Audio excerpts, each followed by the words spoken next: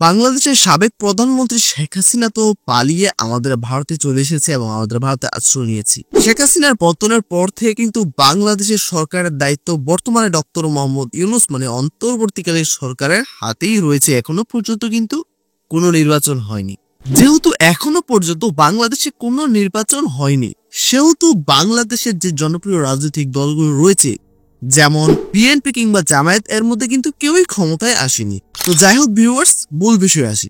সেটা হচ্ছে আমি গত কয়েকদিন যাবত, ঠিক আছে, আমি আমার ফেসবুকের নিউজ ফিডে একটা নিউজ দেখতে পাচ্ছি। আর সেটা হচ্ছে রিসেন্টলি বিএনপির কর্মীদের হাতে একজন ব্যবসায়ী হয়েছে, হাতে পাথর এবং নিচে সেই ব্যবসায়ী। আশা করি আপনারা বুঝতে পেরেছে।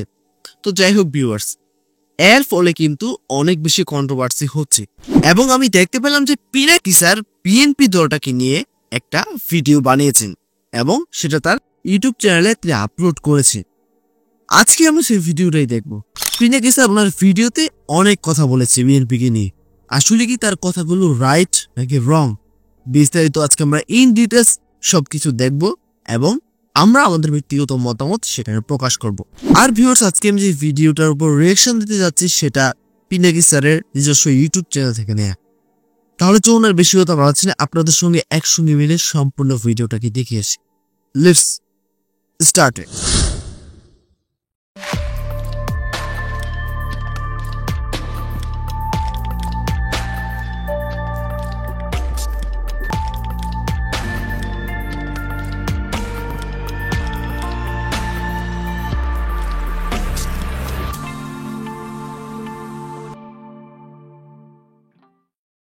সারা দেশ স্তম্ভিত, কারণ শুরু হয়েছে এক অভূতপূর্ব অত্যাচার এবং নৈরাজ্য। এই অত্যাচার আর নৈরাজ্য সারা দেশ আগে কখনো দেখেনি। আওয়ামী লীগের সন্ত্রাসীদের স্টাইলে এবার যুব দলের সন্ত্রাসীদের হাতে 28 অক্টোবর স্টাইলে খুন হইল এক ব্যবসায়ী। পাথর দিয়া বিপুল জিঘাংসা নিয়া থেতলে দিছে সেই ব্যবসায়ীর শরীর।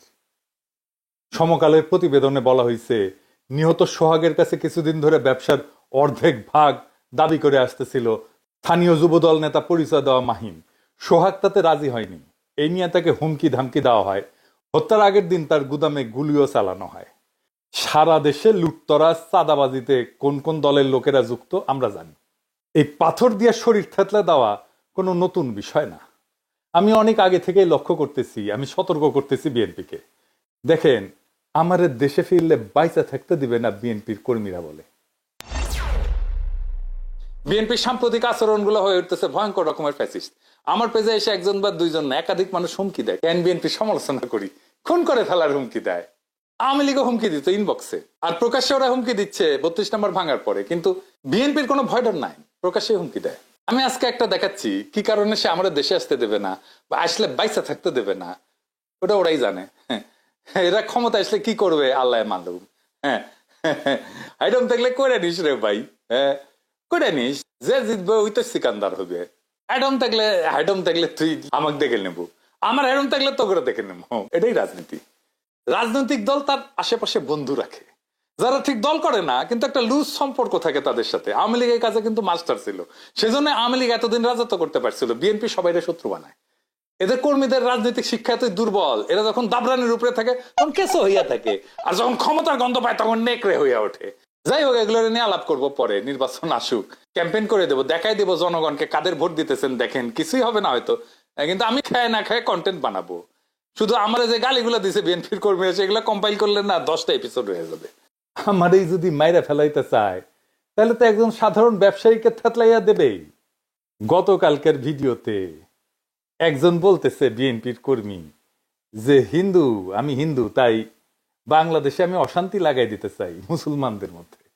চিন্তা করেন, এইটা যদি বিএনপির একজন কর্মীর রাজনৈতিক চিন্তা হয়, সেই বিএনপি দেশকে কি দেবে? আমার আর ইলিয়াসের ছবিতে যদি জুতা মারতে পারে তাহলে একজন সাধারণ মানুষকে খুন করতে তো সমস্যা হবেই না। আচ্ছা, আমার একটা ব্যক্তিগত ওপিনিয়ন আছে, একটা কমেন্ট রয়েছে, সেটা হচ্ছে দেখুন, আমি যতটুক জানি, যতটুক ওনাদেরকে চিনি, বিশেষ করে পিনাকি স্যারকে এবং ইলিয়াস স্যারকে, আমি ওনাদেরকে যতটুকু চিনি, এনারা মূলত সঠিকের পক্ষে, সত্যের পক্ষে কথা বলে এবং বাংলাদেশে ঘটে যাওয়া বিভিন্ন বিষয়গুলোকে তারা তুলে ধরেন এবং যে দলই ক্ষমতায় থাকুক না কেন সেই দলের যদি কোনো ভুল থাকে বা দোষ থাকে তারা সেটা তুলে ধরে জনগণের সামনে তুলে ধরে। দেখুন তার মতামত কিন্তু আমার কাছে ভালো লেগেছে। হয়তো এখন অনেকেই বলবেন কেন, দেখুন তার কথা হচ্ছে যারা বিএনপির কর্মী রয়েছে, ঠিক আছে, তারা যদি এরকম কর্মকাণ্ড করে তাহলে মানে কি হতে পারে, এর দ্বারা তো মানুষ এটা বুঝবে যে বিএনপি ক্ষমতায় আসলে আমাদের আর ঘুম থাকবে না, শান্তি থাকবে না, ঠিক আছে। তো সেহেতু তিনি তার একটা ভিডিওতে এই বিষয়গুলো তুলে ধরেছেন যাতে এরকম কাজ বিএনপি না করে। বাট তার সেই ভিডিওতে দেখতে পেলাম যে অনেকেই অনেক কমেন্ট করেছে যেগুলো ভালো কমেন্ট ছিল না। তো আপনার যদি কোনো ব্যক্তিগত মতামত থাকে পিনাকি স্যারকে নিয়ে অবশ্যই কমেন্ট সেকশনে জানিয়ে যাবে। তাহলে চলুন ভিউয়ার্স বাকি অংশটা দেখে আসি। আমাদের বলে মালাউন, বিএনপির কর্মীরা গালি দেয় মালাউন বইলা। তো এই দল আগামীর বাংলাদেশের নেতৃত্ব দিতে পারবে? পারবে না। আজ বাংলাদেশে মিছিল হয়, টিনের সালে কাউয়া, তারেক জিয়া সাউয়া। শুনেন,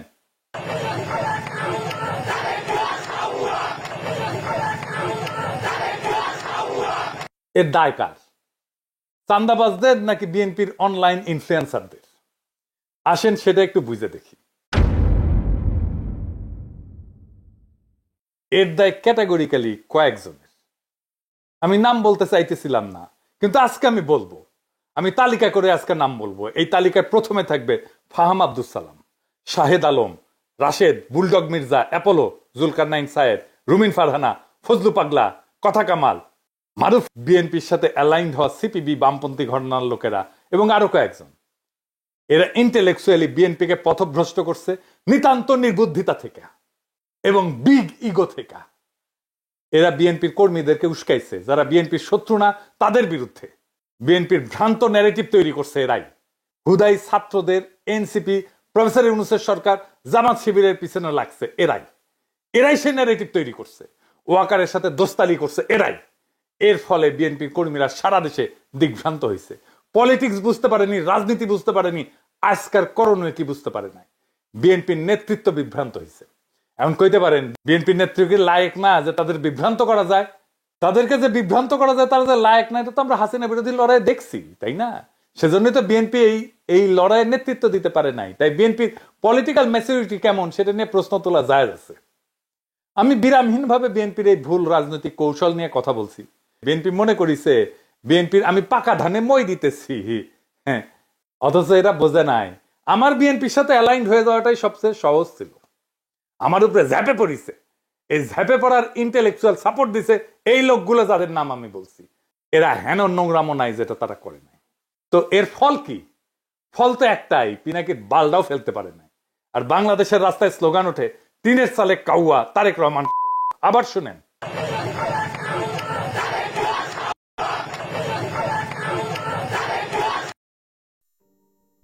আচ্ছা এই যে মিছিলগুলো হচ্ছে এই মিছিলটা কি এই যে রিসেন্টলি ঘটে যাওয়া বিএনপির একজন কর্মী যেই কর্মকাণ্ডটা করলো সেটার পরের নাকি সেটার আগের?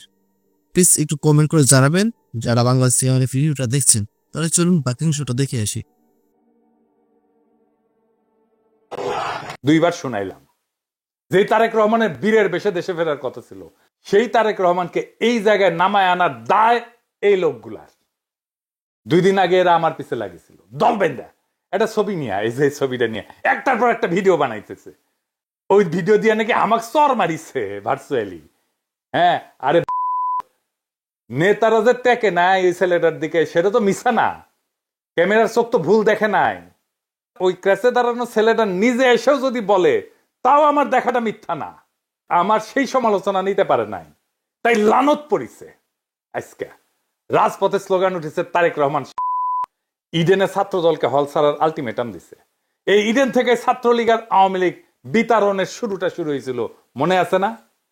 আমি যে সমালোচনা করেছিলাম সেই ছবিতে বুড়া নেতারা একজন আহতের দিকে না তাকায় নিজেরা গল্প করতেছিল, সেই সমালোচনা তারা নিতে পারে নাই।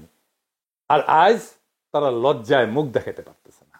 দুর্বিনীত বর্বর মধুলবীদের দলে ভিড়ায় এক সময় সহযোদ্ধাদের উপরে জিঘাংসা নিয়ে যারা ঝাঁপায় পড়ে তাদের উপরে এভাবেই খোদা লানত পড়ে। আমি অভিশাপ দেই নাই, কিন্তু অভিশাপটাই না আনিছেন আপনারাই। রাজনীতিতে লাগে বয়ান, বয়ান ন্যারেটিভ। ওইটা যারা পারে তারাই রাজনীতির গতিমুখ ঠিক করতে পারে। ওইটা আসে এইখান থেকে, মাথা থেকে, এইটি থেকে। ওইটা যতদিন থাকবে, যাদের সচিব থাকবে চিন্তায়, তারাই রাজনীতির মাঠে টিকে থাকবে। নিজেরা এভাবে জয় বাংলা হয়ে যাবেন, যারা চিন্তায় সজীব তাদেরকে পরাজিত করতে পারবেন না। এই সরল সত্যটা মাথায় রেখেন এখন থেকে। বিএনপির এই দশা কারা করলো, কিভাবে করলো এবং কেনই বা করলো, আসেন এটা একটু বুঝে দেখি। ওয়াকার আর তার পাশ পোষা ডিজিএফআই এর প্ল্যান এটা। বিএনপি যখনই ইন্ডিয়ার খপ্পর থেকে বাইরে হয়েছে তখনই বিএনপির চান্দাবাজ দুর্বৃত্ত অংশকে আশকারা দিয়ে মাঠে নামাইছে ডিজিএফআই। তাদের ইন্টেলেকচুয়াল সাপোর্ট দিছে বিরানি আলম, কচুঘাতি সহ অনেকেই, যারা বাংলাদেশে অ্যান্টি হাসিনা, অ্যান্টি ফ্যাসিস্ট রাজনীতি বুক দিয়ে আগলায় রাখতে পারে, তাদের বিরুদ্ধে ক্যাম্পেইন শুরু করছে এরা। এই কচুখেতি জুলকার নাইন সাহেব যা বলবে মনে করবেন এটা ওয়াকারের কথা, এটা ডিজিএফআই এর কথা। ও ডিজিএফআই থেকে মাসোহারা পায়। তারেক রহমান আর প্রফেসর ইউনূসের মিটিং হওয়ার পর আমি বলছিলাম ইন্ডিয়া আপাতত পরাজিত হয়েছে, কিন্তু ওয়াকার নতুন প্ল্যান নিয়ে মাঠে নামবে, মনে আছে না? ডিজিএফআই এর লক্ষ্যই ছিল বিএনপির বেপরোয়া অংশকে দিয়া এমন অবস্থা তৈরি করা যেন বিএনপি ঘৃণিত রাজনৈতিক শক্তিতে পরিণত হয়। আচ্ছা, এই পর্যন্ত যারা ভিডিওটা দেখেছেন আশা করি কিছুটা হলেও বুঝতে পারছেন যে পিরাগি স্যার কিন্তু এখানে বিএনপি দলকে নিয়ে, মানে বিএনপি দল এমন সেমন, বিএনপি এটা সেটা, ওনার কথা কিন্তু সেটা নয়। ওনার কথা হচ্ছে বিএনপির মধ্যে কিছু সমস্যা ঢুকেছে বা কিছু সমস্যা হচ্ছে বিএনপি দলটার মধ্যে, যার ফলে বিএনপি দলটার নাম খারাপ হচ্ছে। আর এই বিষয়গুলি কিন্তু তিনি বোঝাচ্ছেন বা মানুষকে দেখাচ্ছেন। আশা করি বুঝতে পেরেছি। তাহলে চলুন গাইস পাকিং শোটা দেখে আসি। ঠিক রাস্তায় আগাইছে, তাদের প্ল্যান পরিকল্পনা সফল কইরা দিছে কচুখেতিরা, এই বিরানি আলমেরা। এমনই প্ল্যান করছে ডিজিএফআই যেন বিএনপিকে একেবারে ধ্বংস করে দেওয়া যায়। আমরা যারা বিএনপির এই পতনকে দেশের বিপদ হিসেবে আইডেন্টিফাই করছিলাম, যখন বিএনপিকে অবধারিত পতন থেকে রক্ষার চেষ্টা করছিলাম, বিএনপির সমালোচনা শুরু করছিলাম, তখন ওই চিহ্নিত শয়তানগুলা আমাদের শত্রু হিসেবে চিহ্নিত করছিল, আমাদেরকে পরিচয় করাই দিয়েছিল বিএনপির কর্মীদের সামনে যে এরা বিএনপির শত্রু। এরা একে একে আমাদের কণ্ঠরোধ করার জন্য এমন কিছু নাই যা করে নাই। খুঁজে দেখলে আজকের পাথর দিয়া ক্যামেরার সামনে হত্যাকাণ্ডটাও ডিজিএফআই প্রযোজিত বলেই জানা যাবে বলে আমার অনুমান। বিএনপির নেতা কর্মীদের বলি, আপনারা কি ডিজিএফআই এর গ্র্যান্ড ডিজাইনটা বুঝতে পারতেছেন? প্রশ্ন করেন, কে তাদের এই সাহস দিছে এইভাবে খুন করা যায়? কে খুনের সময় ক্যামেরা নিখুঁত ভাবে ভিডিও করলো? চান্দা নেপে খুন করে একরকম, কিন্তু বিভৎস ভাবে খুনের স্পেকটাকল কার পরিকল্পনায়? অবাক লাগে না? যেন ক্যামেরাম্যান জানতো এই ঘটনা ঘটবেই তার সামনে। নিখুঁত অ্যাঙ্গেল থেকে ভিডিও।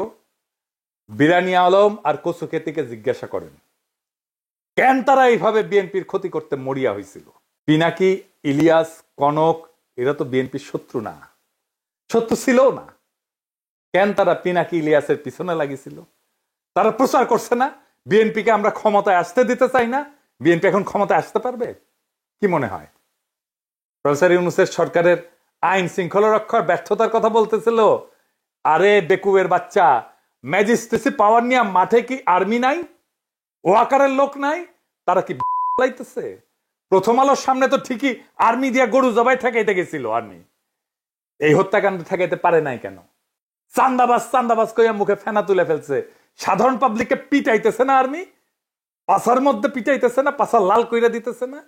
আর্মি চান্দাবাজ ধরে পিটাইছে? একটাও পিটাইছে দেখান?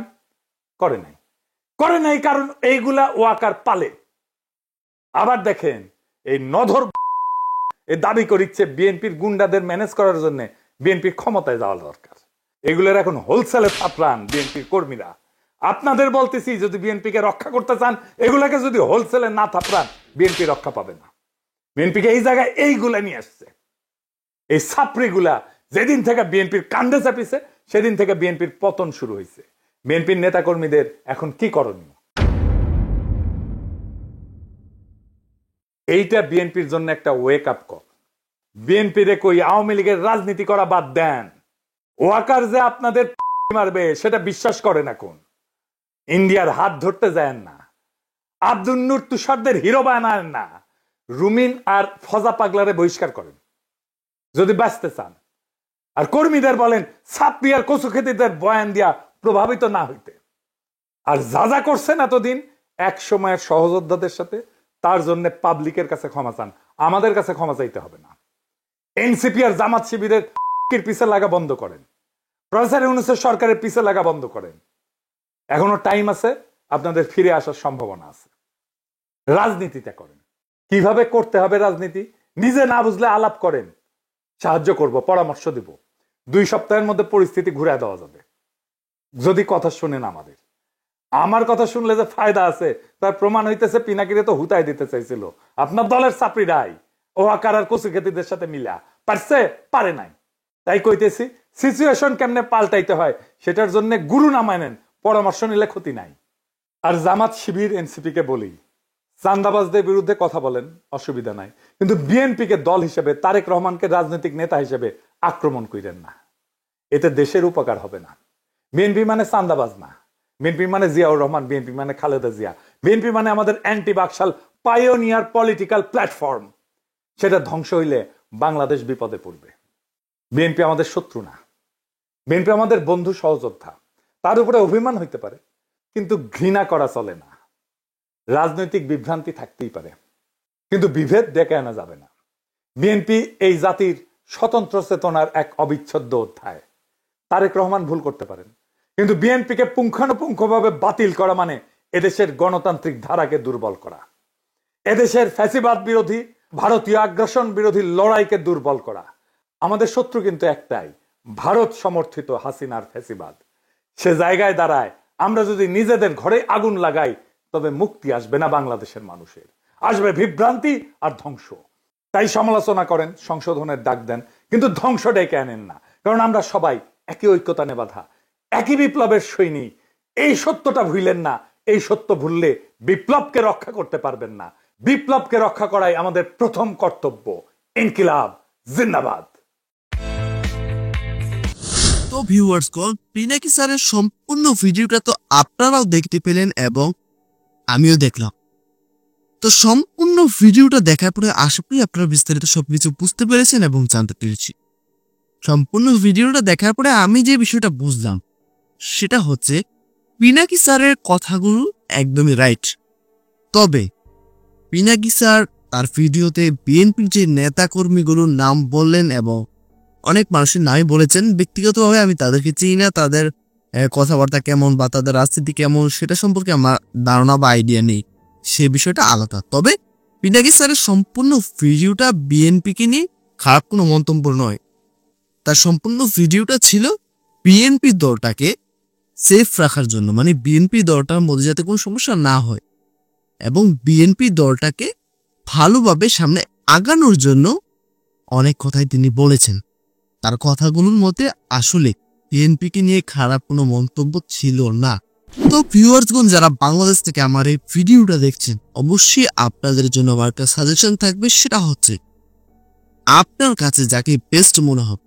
এক কথায় বলতে গেলে আপনার কাছে যে রাজনৈতিক দলটাকে সেফ মনে হবে, যে রাজনৈতিক দলটা ক্ষমতায় আসলে তার সহযোদ্ধাদের উপর কোনো ধরনের নির্যাতন আসবে না, এবং যেই রাজনৈতিক দল ক্ষমতায় আসলে আপনার জন্য এবং আপনার সন্তানের ভবিষ্যতের জন্য ভালো হবে, দেশ উন্নত হবে, এক কথায় বলতে গেলে সুন্দর হবে, ভালো হবে, আপনি অবশ্যই সেই দলটাকেই সাপোর্ট করবেন, হোক সেটা যেই দল।